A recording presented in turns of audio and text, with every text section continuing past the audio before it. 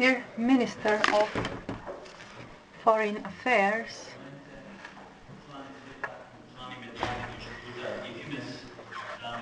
of the Republic of Macedonia, Antonio Milošoski, Your Excellencies, members of the Council and IFIMES Institutes, ladies and gentlemen.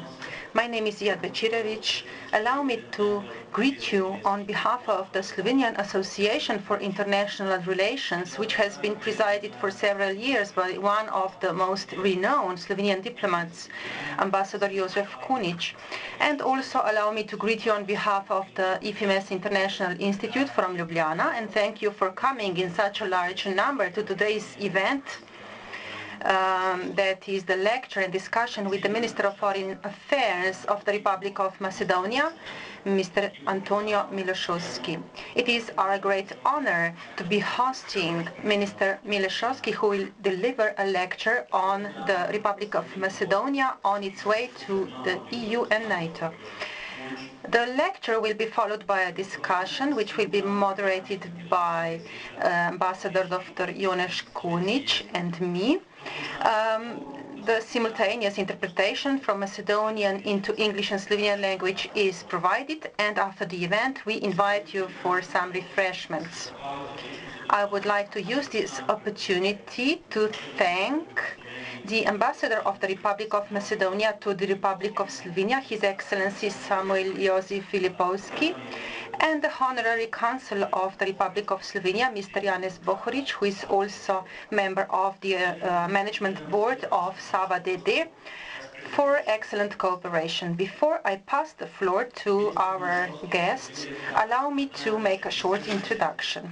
Mr. Milošoski was born in 1976, and when he was appointed the Minister of Foreign Affairs of the Republic of Macedonia, he was the youngest foreign minister in Europe, and as far as we know, he still is the youngest minister in Europe. Anyway, the government of the Republic of Macedonia belongs among the youngest governments according to the birth years of its members. I heard the Austrian journalists who visited Skopje, who jokingly noted that the Minister of the Interior, the Prime Minister, and the Minister of Foreign Affairs of the Republic of Macedonia are only a few years older than Otto von Habsburg, who is still very vital and active in politics. Minister Milošoski also received education in Germany, and at the university in Bonn he received the title MA in Science. Mr. Minister, I pass you the floor, and I look forward to today's lecture entitled The Republic of Macedonia on the Way to EU and NATO. Thank you very much.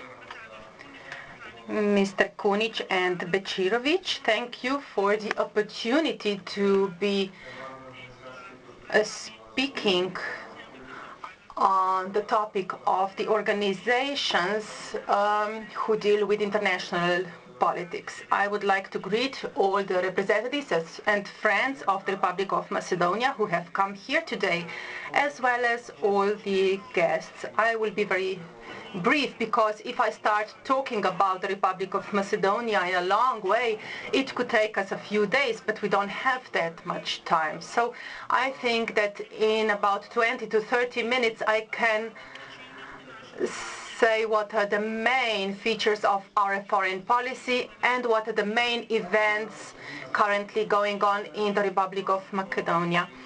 The main feature of the Republic of Macedonia is that at the moment it has the most popular name in Europe. It is not easy to be the Minister of Foreign Affairs of a country with such a popular name. The name which we had since the day we were formed as a state, after we celebrated the victory over fascism and became one of the republics in the federation with other Yugoslav republics. From that moment on, Macedonia is a part of the regional and federal politics in the international circles until the very dramatic years of 1991 and 1992, when also Slovenia was the victim of.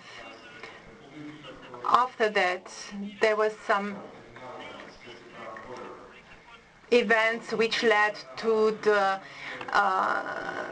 formation of other republics which were formed as independent countries, and Macedonia was the only republic which,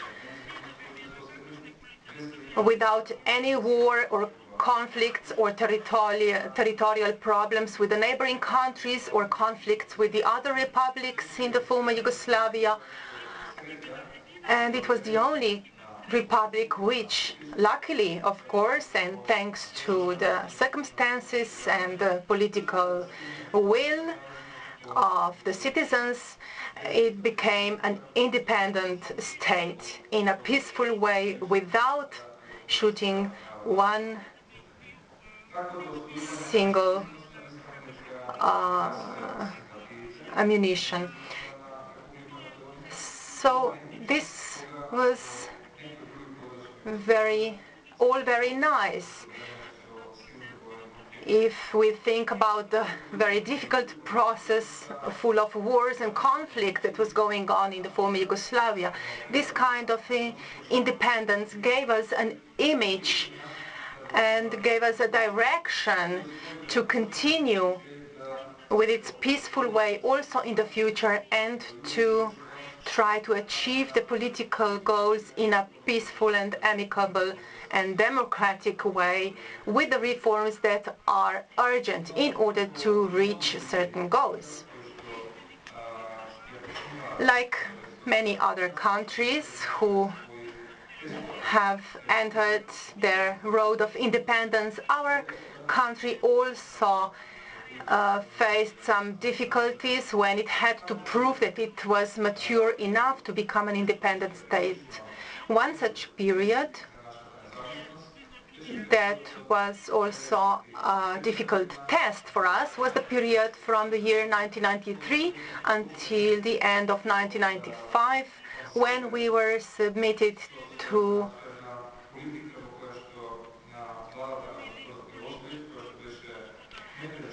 the politics of Mr. Milošević, which was very unpredictable and included potential of conquering other territories. The Prime Minister, who is the father of the present Prime Minister of Greece, Mr. Papandreou, who, due to some personal and inner political reasons, made a unilateral political and economic embargo against Macedonia. In order to show you how difficult it was to face that embargo, I would like to say the following. Macedonia, as a former Yugoslav state, due to the Cold War, did not build any railway or other infrastructure towards the West. The only open door to the West was the port at the Adriatic coast. And for the young country which started its own way, this was a very difficult test. Fortunately, we overcame these difficulties successfully with the support of the international community, and we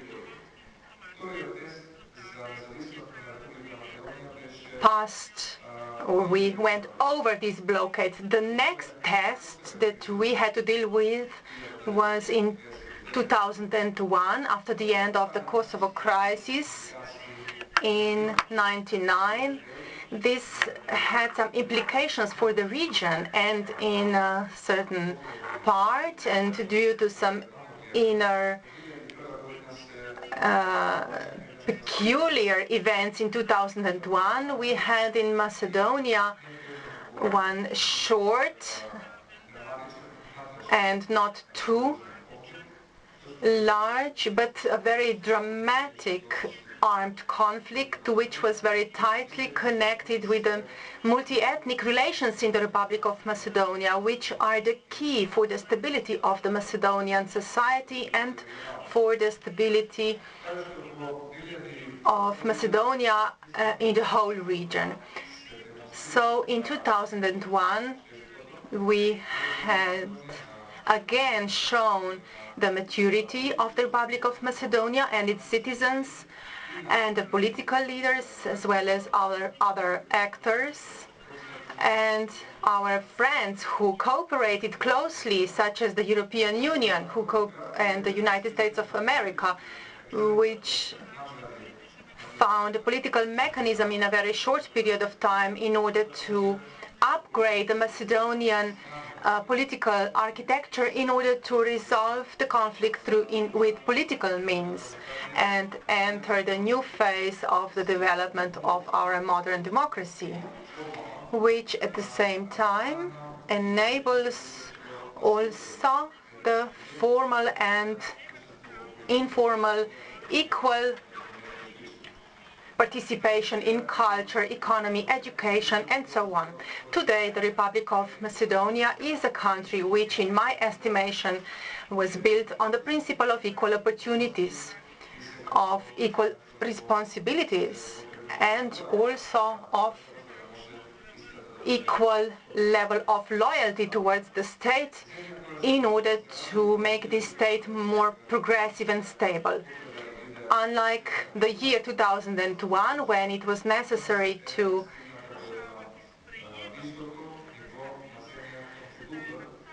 receive support for stability, now we have come to the level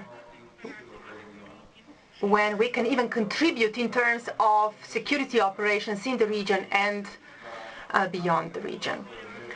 So we had a situation when the foreign soldiers came to Macedonia to help us reach the development. And today we have Macedonian soldiers in Bosnia and Herzegovina and other countries, as well as Afghanistan, where we help together with other countries to improve the situation there in order to increase the stability in those societies. In this context, there was a very strong aspiration of the Republic of Macedonia to become an equal member of NATO. We have started with these aspirations in 1990 when we received the status of a state with the action plan for EU membership, which we started to implement at that time, but we had to go through some military reforms in the social sphere, and other reforms necessary for NATO membership. In Bucharest, we were already ready for membership. Our institutional and other capacities were fully functional, and I believe that was also visible from the statements of our colleagues from the friendship states.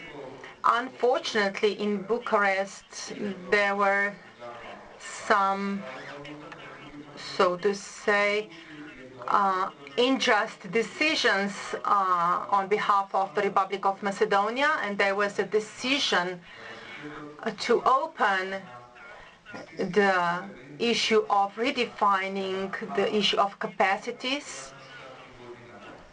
for NATO membership.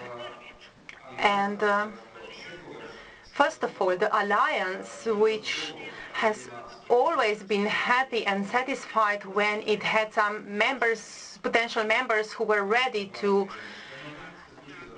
increase or enlarge the area of NATO influence.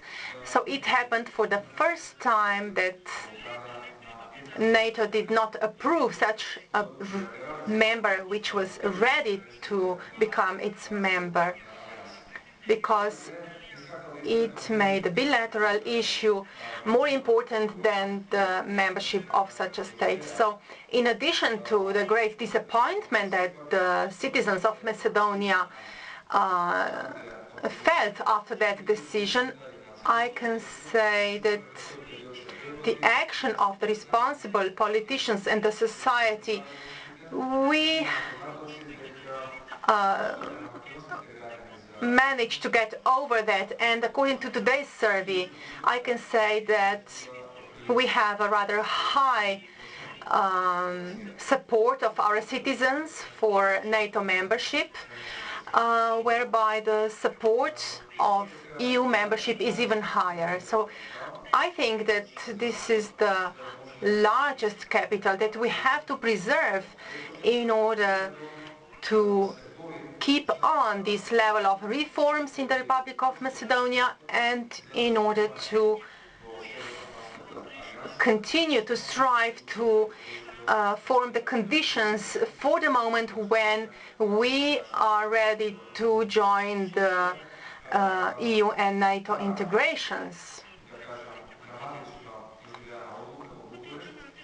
After the dramatic decision in Bucharest, we had some very long debates in the government and political and parliamentary circles as to whether Macedonia should continue its activities within NATO missions, which are rather expensive and important, but also very risky, such as any military mission is. Eventually, the decision was that the Republic of Macedonia should not only continue the activities in NATO missions, but also to try or strive to have at least one soldier more than the Republic of Greece in those missions, in order to show that the candidacy for membership in NATO is something that is the index of the capacity to be able to deal with our common goals. Because the blocking of membership, it is also our duty to enable the members to participate in such difficult missions. Today we are satisfied that the Republic of Macedonia has realized this goal, that it has managed to preserve that level. And although from the military point of view it is 10 times smaller than Greece, it has 2 times more soldiers in Afghanistan than Greece. And this is a kind of a productive race between the two countries, which I hope is positive also for other member states who would like to be to contribute visibly to this mission. As far as the EU is concerned, Macedonia has one advantage, and that is that its size and structure are one of the smaller countries, because in Turkey they have bigger problems and bigger challenges in finding the way to the accession to the EU, while smaller countries are more adaptable in terms of the accession criteria. We would like to define our path forward for EU membership also with experience which we can share with countries with which we also have some very similar systemic basic points as the Republic of Slovenia. In many areas, this enables us to find the similarities, for example, in education, in the judicial system, in the defense system, and so on, and to use that similarities and experiences both with Slovenia and with Croatia, which is at the moment closing some of its chapters and opening some of the new chapters, and to use that experience in the negotiations with the Republic of Macedonia in order to speed up those processes and to close as soon as possible the important chapters for the accession. Again, we come to the paradox which means the misuse of membership in order to block the goals that are in the common EU interest. Last year, we were quite satisfied because the Commission, for the first time, decided to grant Macedonia the status of a qualified candidate for full membership. However, the Republic of Greece or its new government were not ready to be pragmatic in this approach, and they postponed this until the Spanish presidency. And we expect that this debate will be opened again during the Spanish presidency, and that they will understand that the opening of negotiations are not only to the benefit of Macedonia, but also to the benefit of the credibility of EU and its enlargement. I would like to point out that unlike ever before, we can feel a strong potential in the region where all the countries and the nations and the people and political actors have an almost unified position on the accession of the whole region. And this is our common goal, which will enable us better cooperation and readiness to face the challenges of globalization, both for small and big countries in our region. As we are talking about our region, I would also like to point out the following. The issue of Kosovo, which was perhaps the issue of the past decade, and the independence of Kosovo, which was very important also for the Republic of Macedonia, because we had 4 independent neighboring countries, and today we have 5 independent neighboring countries, which is the highest number we can have. So now we can go on and find a way to integrate with all those neighboring countries in order to continue with European integration. The Republic of Serbia, of course, reacted in one of its typical ways after the proclamation of independence of Kosovo, which we also expected from Serbia. But hopefully we have reached a level where those relations have come to a normal situation. And both embassies in Belgrade and in Pristina function normally, and hopefully the respect and trust has been established in all levels. What gives an impression that something is missing in terms of the European politics in the region is that the European politics have not managed to respond unilaterally. They have not managed to have a single position on the issues such as the Kosovo issue. They still have different points of view in terms of Kosovo as a subject of the region and as a potential actor in the European politics.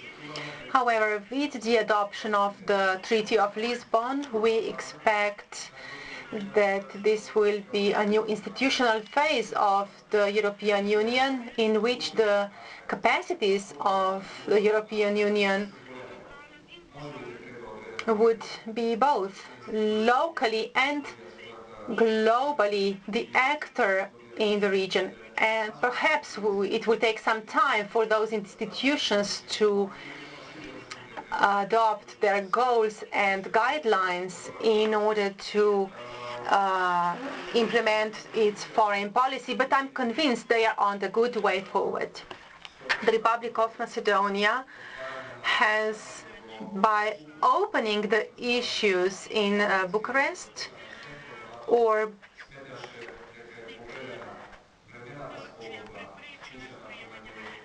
when Greece prevented or blocked Macedonia's joining NATO, it somehow felt that this was against the treaty, and it made a complaint to the International Court of Justice.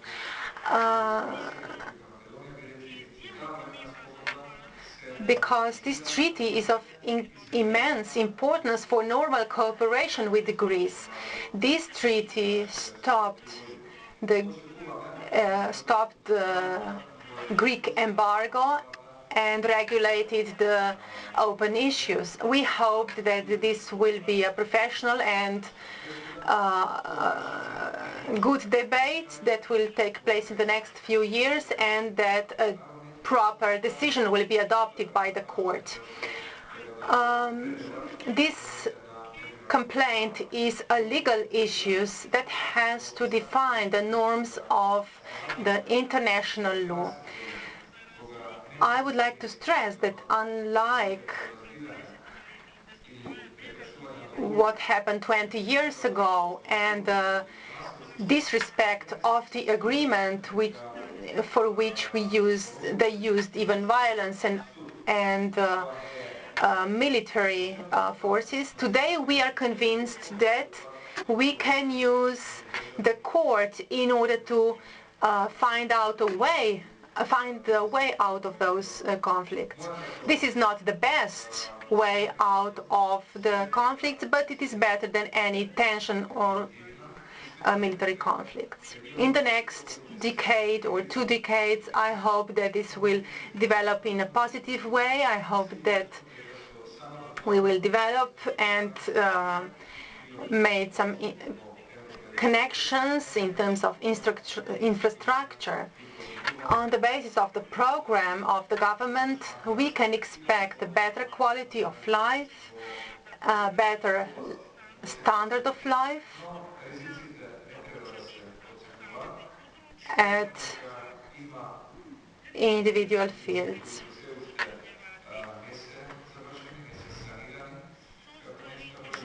There are some issues that still haven't been resolved in the region, and here I would like to stress our obligation and desire to help Bosnia and Herzegovina, the state with the greatest need for support, in order to achieve and strengthen its internal cohesion and preserve that cohesion.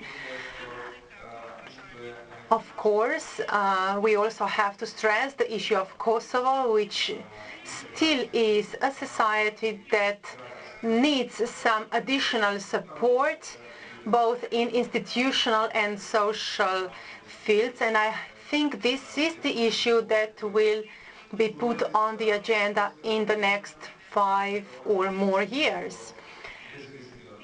When speaking about the EU and visa-free regime for the citizens of Macedonia, Serbia, and Croatia, that was the right decision, I think, although a bit too late. Of course, this decision will help to Europeanize our societies and to return the rights that our parents enjoyed, that is to travel and communicate with their friends freely without any need for visas. At the end, I would like to stress that the Republic of Macedonia thinks of itself that it has to continue investing in the model with which I think it became very recognizable, and that is the model of a multicultural society which has the potential of operating in the framework of an open democracy. In Macedonia, there is no ethnic community without citizens' rights, and we are proud of that because we are a part of the modern world, and that proves that We are a modern democracy, and it shows how one country can provide the human rights for everyone in all different aspects, such as education, integration in the society, and so on. And these are also the issues that are being opened in the European Union, because in several EU states they will be facing the challenge of integration of certain communities into a larger community, and we often face such challenges. And Macedonia has enabled such productive integration of communities in the society. This model of Macedonia deserves to be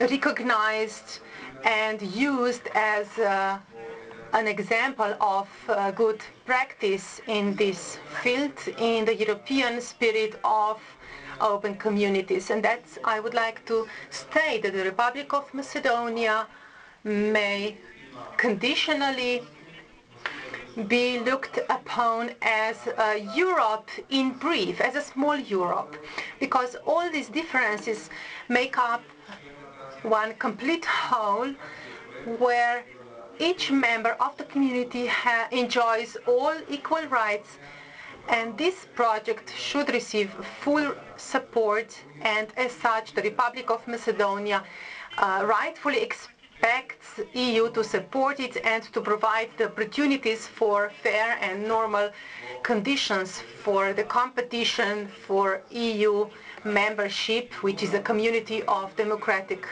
nations. Thank you for your attention, and I am free for your questions if you have any, please.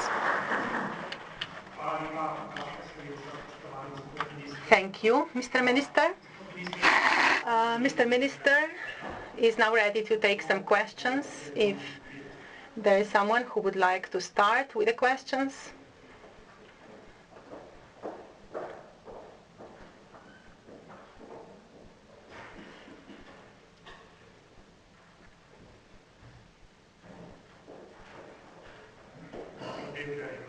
Mr. Bibler has a question.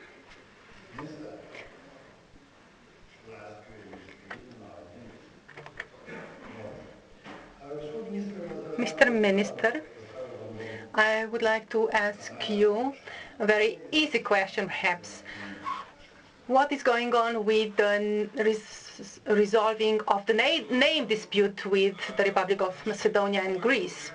So, this problem has been going on for more than 15 years, and it has been imposed on us by the Republic of Greece, whereby the reasons, the motives for the problem were for the security reasons. The Republic of Greece still claims that the Republic of Macedonia can represent a territorial threat towards the Republic of Greece. I would only like to say two facts in this context. The first is that Macedonia has been an independent state for 19 years, and during this period there was not one single case of security incident between Macedonia and Greece, nor one incident, not even one incident happened during 19 years, and the Republic of Macedonia is a peaceful country. It has no potential desires or aspirations to represent a threat or to challenge Greece in such terms. Secondly, the capacities of the Republic of Macedonia are unlike the Republic of Greece, which has the second largest armed forces in the region, while the Republic of Macedonia only has 8 helicopters, of which 2 are a Greek donation. And this proves the point. So we cannot say that Macedonia can represent a territorial threat towards Greece. It would be as if we said that Luxembourg can attack France. This is almost like science fiction. Regarding the name of the Republic of Macedonia, we would like to find a compromise with the Republic of Greece, which is the only country in the whole world that sees the problem in our name. No other country, nor Slovenia, nor Great Britain, nor Poland, or China, or the Russian Federation, or the United States of America have had any problems with the name the Republic of Macedonia. It is also a constitutional name in terms of the international rules on the names of countries. And that's why it would be not in accordance with the international concept if we did not respect that. Moreover, Macedonia would like to find a way on how to reach a compromise with Greece, but that compromise should be such that it would provide us with a feeling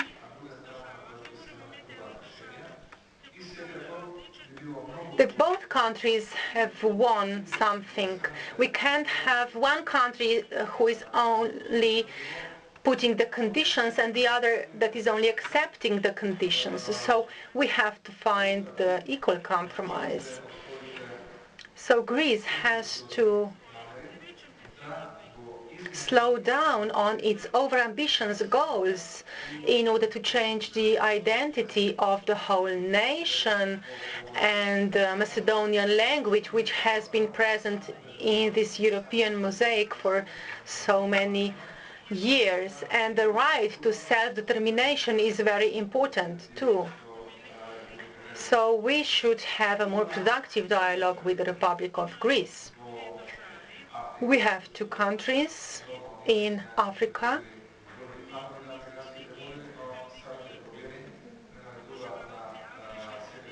We are not really the followers of African models, but perhaps we can look at that example. We have two states with the name of Congo, but the difference was made between the Republic of Congo and the Democratic Republic of Congo. In the Republic of Macedonia, there is no other country in the world named the Republic of Macedonia in the world. But we have a region in Greece which was in 1988 renamed into Macedonia. And there is one small town with 20,000 inhabitants that is located in Ohio, in the United States, which is also called Macedonia. But we never made any problems about the name of that town in the United States. If those people feel that they like the name Macedonia for their town, that is their right. If Greece approves of our right to self-determination, then it will allow us to choose our name. That would then it would be easier to continue the dialogue and find a solution. The blocking that I mentioned, so the blocking by Greece, are not very fruitful and productive. They always mean some kind of closing, the blocking of development, and the lack of trust. We would like to have a bilateral conversation with Greece so that the events such as we had with Slovenia and Croatia, and we saw that those countries are able to resolve open issues if the diplomats and the politicians in those countries can find and use the channels of direct communication regardless the differences in their position. So a direct communication enables the progress in the negotiations. Unfortunately, the relations between Greece and Macedonia do not have such direct contact. Since the year 2004, when the United States recognized Macedonia under the name the Republic of Macedonia, the political parties in Greece adopted a prohibition on any kind of bilateral cooperation with Macedonia. They didn't even call us or they didn't respond to any of our invitations. So that we didn't even talk about the things that connect us, and bilateral cooperation equals null. The direct dialogue would be very beneficial for us in order to reach development, and it would be great for us to recognize that a nation with typical specialities such as the Greek nation and language can contribute to the diversity of the European region, and it will help with the progress on the accession of other countries in the region towards the European Union.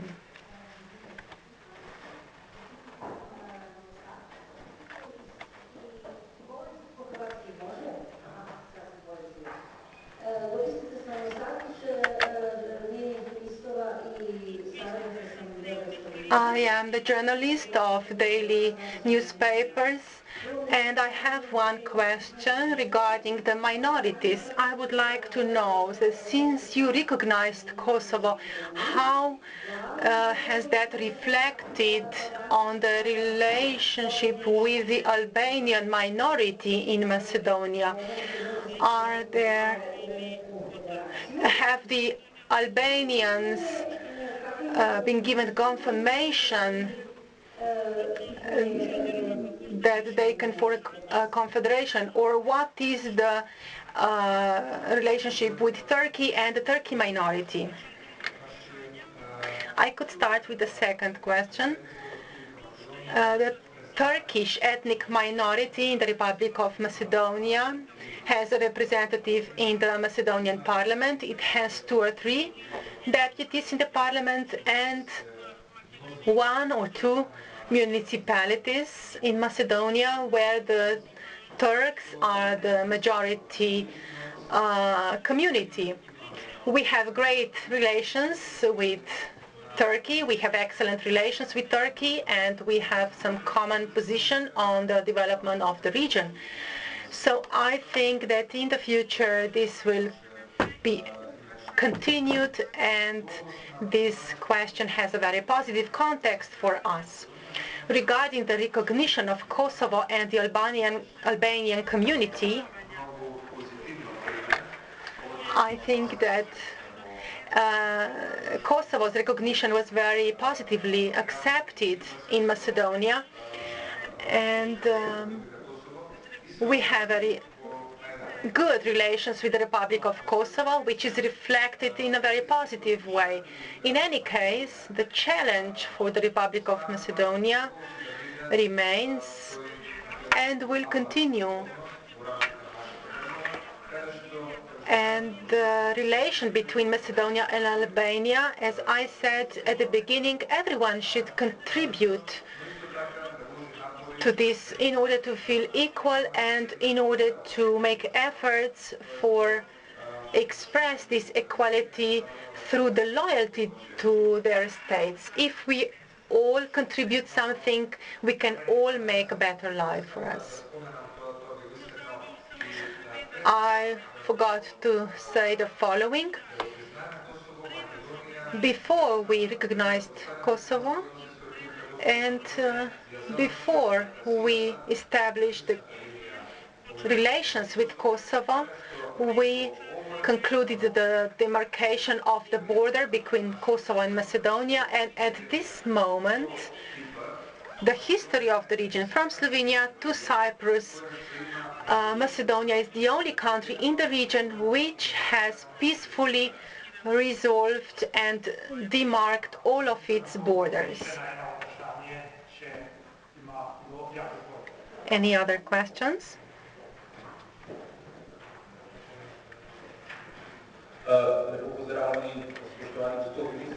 Dear Mr. Minister, my name is Uroš Brankić. I have the following question. Since your way to NATO and the European Union is rather complicated, because you also have certain conditions for other neighboring countries, I would like to know which countries you think are your supporters that offer not only support in words but also concrete political support.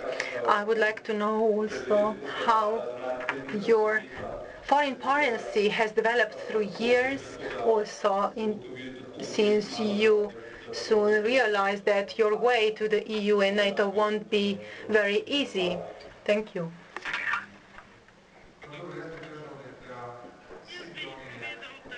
I can say that all the countries of the EU community, of the European Union, that are positive and that see the enlargement as something positive are also the supporters of the Republic of Macedonia on its way to the European Union.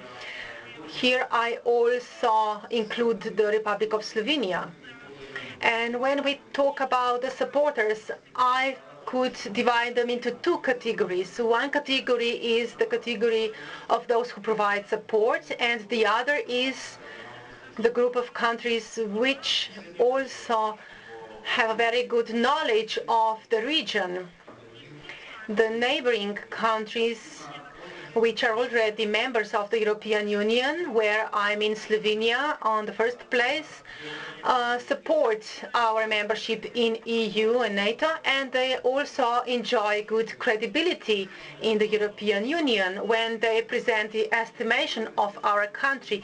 This is important not only for Macedonia, but also for other countries which need additional explanation on the events which are sometimes due to certain dynamics in the European Union not receiving the full attention that they should receive.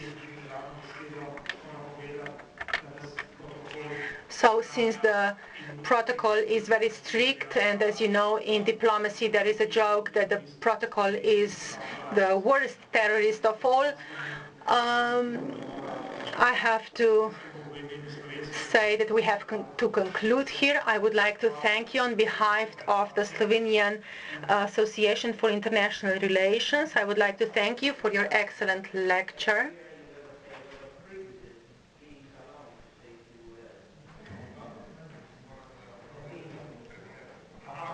I'm sorry, he has a meeting with Premier Minister of Slovenia in 5 minutes.